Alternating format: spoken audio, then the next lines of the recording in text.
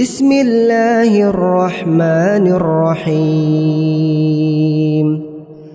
الحمد لله الذي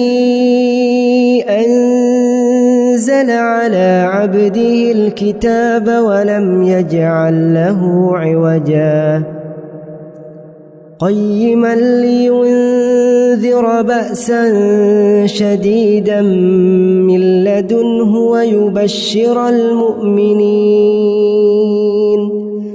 ويبشر المؤمنين الذين يعملون الصالحات أن لهم أجرا حسنا ماكثين فيه أبدا وينذر الذين قالوا اتخذ الله ولدا ما لهم به من علم ولا لآبائهم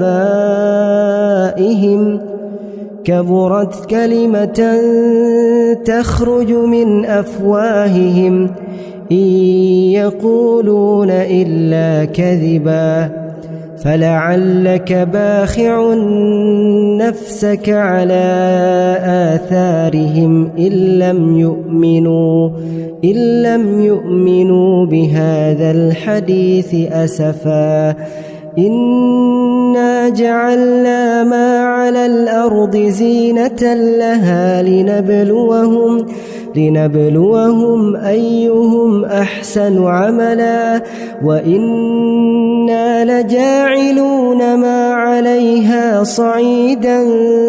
جرزا أم حسبت أن أصحاب الكهف والرقيم كانوا من آياتنا عجبا